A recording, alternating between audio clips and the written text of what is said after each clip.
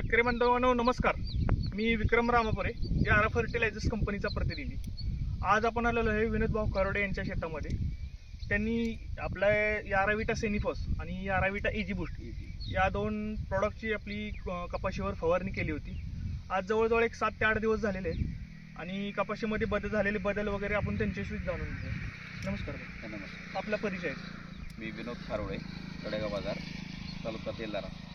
मी 15 तारखेला या कपाशीवर एजी बूस्ट आणि यारावे सेनिफॉसचा स्प्रे घेतला. मला चांगल्यापैकी फरक जाणवला त्याचा, कारण फांद्या पांढऱ्या मुळांची वाढ चांगल्या प्रकारे झालेली आहे. तर सॅम्पल म्हणून माझ्याकडे शेतातल्या कपाशी आहे, ज्याच्यावर नाही मारला त्याच्या पांढऱ्या मुळा दिसतात आणि ज्याच्यावर स्प्रे घेतला आहे त्याचा पण विस्तार वाढलेला चांगल्या. फांद्या ब्रांचेस खूप वाढलेल्या आहेत चांगल्यापैकी. रिझल्ट खूप चांगला मिळाला मला 8 ते 9 दिवसाचा.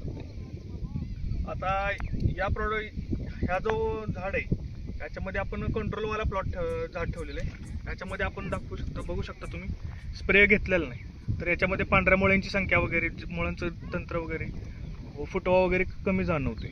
आणि हा जो आहे याच्यावर आपण स्प्रे घेतला होता याराविटा सेनिफॉस आणि याराविटा इजी बूस्ट. तर याच्यामध्ये मुळांची संख्या वगैरे, मुळांचे व्यवस्थित रूट हेअर्स वगैरे भरपूर जास्त तंत्र आहे. आणि याच्यामध्ये जे फांद्यांची संख्या, नवीन फुटव्यांची संख्या जी आहे, जी पात्यांची संख्या, कॅनोपी जी बनलेली आहे ती जबरदस्त झालेली आहे. तर आपण आपल्या शेतकऱ्यांना, बाकी शेतकऱ्यांना काय सांगा?